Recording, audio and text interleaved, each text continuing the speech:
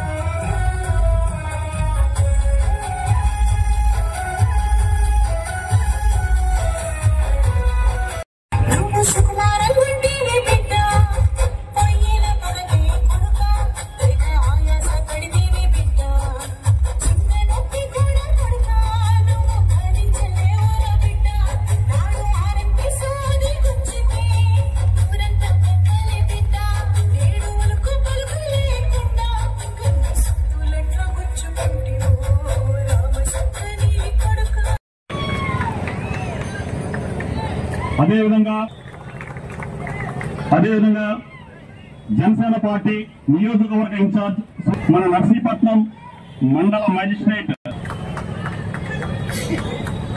మన నర్సీపట్నం మున్సిపల్ పట్నంలో ఈ కార్యక్రమం ఏర్పాటు చేయడానికి ముఖ్య కారణం మన గోపీనాథ్ జెట్టి ఐపీఎస్ వైజాగ్ రేంజ్ డిఐజీ గారు ఒక ఈ కార్యక్రమాన్ని అభ్యుదయం పేరిట శ్రీకారం చుట్టారు.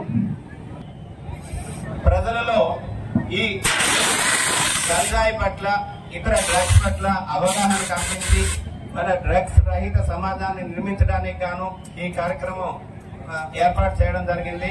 మీకు అందరికీ తెలుసు, ఎప్పుడైతే మన నారా చంద్రబాబు నాయుడు గారు ముఖ్యమంత్రిగా ప్రమాణ స్వీకారం చేసిన తర్వాత, అట్లాగే deputy chief minister Pawan Kalyan గారు, హోమ్ మినిస్టర్ గారు, అట్లాగే మన స్పీకర్ సార్ అయ్యన్న పాత్రుడు గారు అందరూ కూడా ఈ గంజాయి మీద ఉక్కుపాదం మోపాలి. మన ఆంధ్ర రాష్ట్రంలో ఎక్కడ కూడా గంజాయి దొరకకూడదు, ఎక్కడ కూడా రవాణా కూడా కాకూడదు అని గుర్తుపెట్టుకోవాల్సిన అవసరం ఎంతైనా ఉంది. అందుకనే నేనేమంటానంటే, డిఎస్పీ గారు వచ్చిన తర్వాత పోలీస్ డిపార్ట్మెంట్ లో ఎంతో మొత్తం గంజాయి మొత్తం అత్యంతలు పట్టుకున్నారు. దానికి డిఎస్పీ గారిని కానీ, ఎస్పీ గారిని కానీ, ఇక్కడ ఉన్న పోలీస్ సిబ్బందిని కానీ అప్రిషియేట్ చేయవలసిన అవసరం ఎంతైనా ఉంది. అందరూ చప్పట్లతో అందరూ కూడా. ఎందుకంటే ఈ రోజు హాస్పిటల్లో కూడా కొంతమంది ఎవరైనా గాంజాయి తాగి అక్కడ వస్తే గొడవలు చేయడం, లేకపోతే స్కూల్ వైపు వెళ్ళడం. మొన్నే ర్యాలీ చూశాను. ఆ ర్యాలీలోనేమో ఒక అమ్మాయి మాట్లాడుతూ, నేను గత సంవత్సరాల కిందట మా అన్నని నేను పోగొట్టుకున్నాను. అది ఎందుకంటే మత్తుకు బానిస అయిపోయి ఎన్నిసార్లు చెప్పినా కూడా మా అన్నయ్య వినలేదు. వద్దన్నా, నువ్వు దాని నుంచి దూరంగా ఉండన్నా కూడా మా మాట వినలేదు. మా అమ్మ మాట వినలేదండి. మా అన్నయ్యకి 2 ఆడపిల్లలు.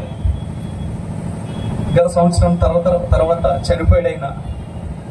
ఇప్పుడు మా అన్నయ్య లేని లోటు నాకు తెలుస్తుందండి. ఆ ఆడపిల్లలకి ఆ తండ్రి లేని లోటు తెలుస్తుంది. నా తల్లి రోజు ఆ ఫోటో చూసి ఏడుస్తుందండి. మా అన్నయ్య లేని లోటు నేను కూడా తీర్చలేదు. ఎందుకంటే ఇక్కడ ఉన్న పెద్దలందరికీ నమస్కారాలు.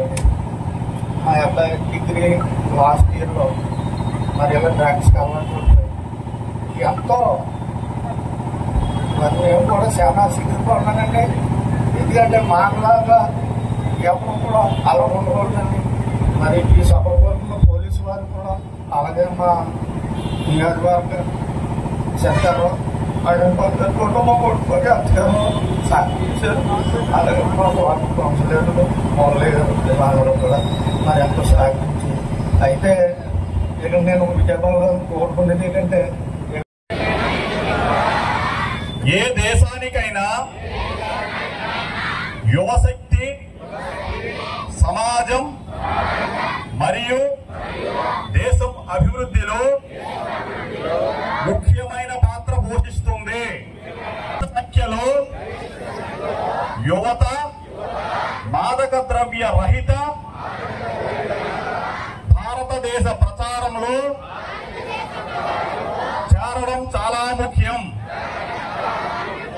దేశం యొక్క ఈ సవాలును స్వీకరిస్తూ ఈ రోజు మనం